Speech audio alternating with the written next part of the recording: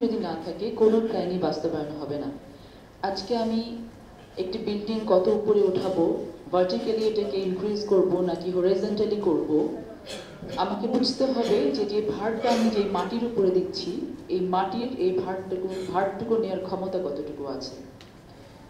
2006 সালে আমি যখন বনশ্রীতে থাকা শুরু করি তখন আমার অভ্যেস ছিল ভোরবেলা উঠে ফজরের নামাজটা পড়ে আমি হাঁটতে যেতাম আফতাবনগরে। আমার বারান্দা থেকে আফতাবনগরে কাশফুল দেখা যেত। ওই কাশফুল দেখাটাই হাঁটতে যাওয়া আমার পেছনে অন্যতম একটি ফ্যাসিনেশন হিসেবে কাজ করতো। আমার আগ্রহটা জানতো যে আমি হাঁটতে গেলে ওই কাশবনে যেতে পারবো।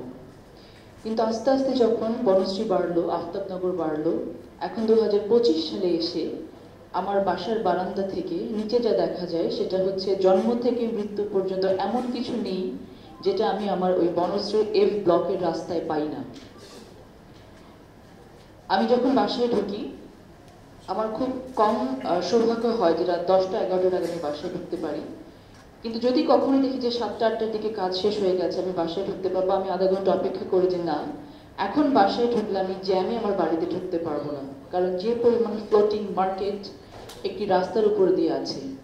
বনশ্রীর এক একটি ব্লকে, আমার বাসার সামনে একটি ব্লকে 2টো হাসপাতাল, একটি মার্কেট, 2টি সুপারমার্কেট, 3টি রেস্টুরেন্ট, একটি জিম।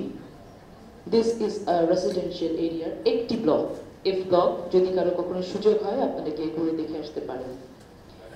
আমার কথা হচ্ছে আমি ড্যাপ নিয়ে যত কাজই করি না কেন, রাজুকের করাপশন নিয়ে আমি যত কথাই বলি না কেন, যদি আমরা সত্যিকার অর্থে মনে করি যে আমরা সাস্টেইনেবল ডেভেলপমেন্টে যেতে চাই, যদি আমরা মনে করি যে মানসম্পন্ন ঢাকা সিটি যেখানে ডেভেলপমেন্ট বলতে জনগণের বা নাগরিকের জীবন মানের উন্নয়ন হবে, সেইটা যদি আমরা করতে চাই তাহলে আমাদের এই সমস্ত প্ল্যানিং এর সাথে সাথে যে এক্সিকিউটিভ অথরিটিজ আছেন তাদের ইচ্ছাটা, সদিচ্ছাটা, এখানে প্রশ্ন এসেছে 5 মিনিটে কি আমরা সব সমস্যার সমাধান করে ফেলতে পারবো কিনা।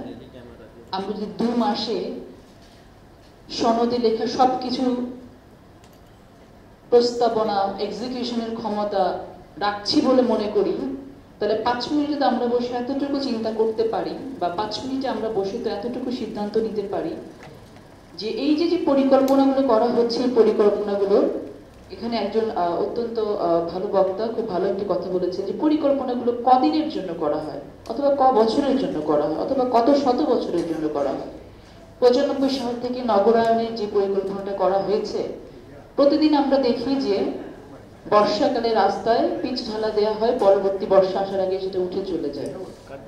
আমরা যদি আমাদের মনোজগতের